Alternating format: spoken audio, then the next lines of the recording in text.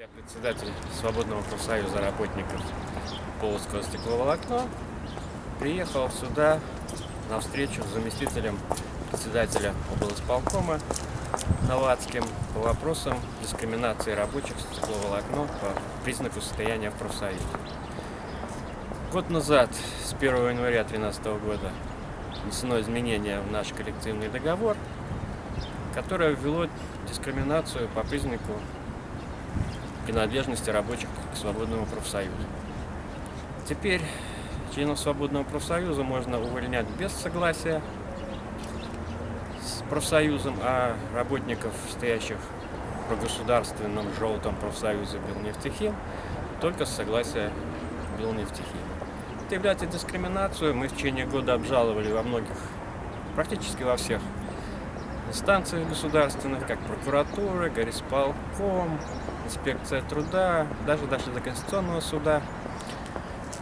Всех нас отправили в коллективные трудовые споры с нанимателем. Мы попытались начать в конце прошлого года коллективный трудовой спор, а наниматель сказал: ну, мы не хотим с вами спорить. И ни одна государственная инстанция на это никак не реагирует. Заявляет, что коллективного трудового спора нет. Сложилась такая ситуация, что в государстве по этому вопросу вообще никто не отвечает и никто его не контролирует. В коллективных договорах фактически можно вводить любые пункты по дискриминации, вплоть до того, что ходить строем по заводу и не ходить на обед, и что угодно. Нарушай, как хочешь. Поэтому мы продолжаем сейчас борьбу.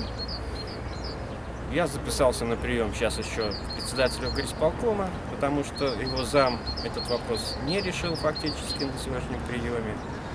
И надеемся, что все-таки председатель облсполкома Косинец примет решение, которое должен принять какой-либо государственный орган, признать именно факт дискриминации.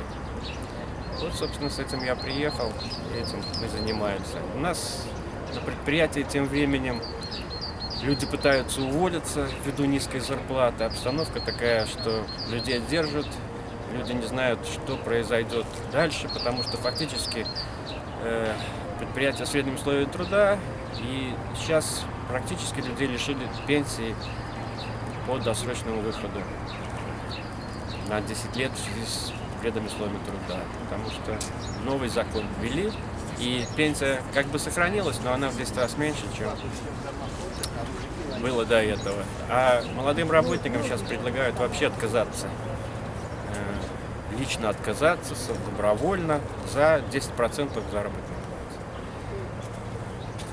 Люди увольняются, их не отпускают.